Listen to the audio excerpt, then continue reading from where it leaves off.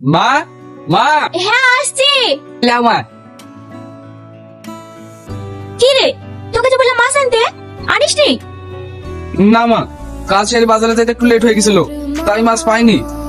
মাছ পাসনি? বিকালে তোর মামারা আসবে বলছিল। মামার আসবে?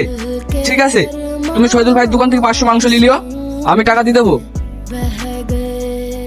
কি গো, তোমাকে যে শাড়ি আনতে বলেছিলাম, আনোনি? আমার কাছে অত টাকা ছিল না, তাই শাড়িটা আনতে পারিনি। পাঠির টাকাটা পাইলেই তোমায় কিনে দেবো। তোমার কাছে কবে টাকা থাকে? কোনোদিনও তো থাকে না। কেউ কিছু চাইলে তাদেরকে দিতে পারো, আর আমি একটা জিনিস চাইলে পাওয়া না।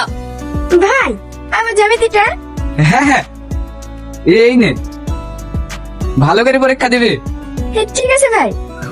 বোনের জ্যামিতি বক্স কেনার টাকা থাকে, আর আমার শাড়ি কেনার টাকা থাকে না। আজকে আমার বান্ধবীর ছেলের জন্মদিন, আমি কি পরে যাবো? পুরো তো শাড়ি পরে যাবো। তোমার তো কোনো মান সম্মান নাই, তাই বলে কি আমার নাই? সাথী, বললাম তো এনে দেবো। থাক, তোমাকে এনে দিতে হবে না।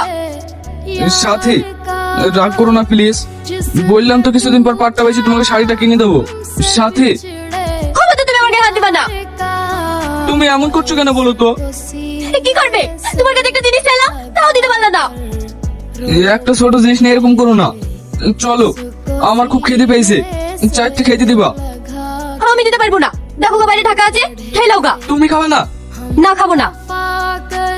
তুমি না খাইলে আমিও খাবো না। চলো, একটা কথা বলবো।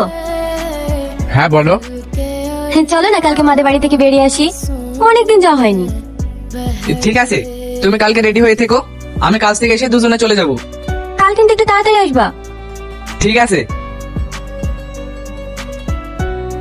দেখেছো, কথা বলতে বলতে ভুলে গেছি। টনি ভাই কালকে একটা মোচা দিয়েছিল, খেয়ে দেখো তো কেমন হয়েছে।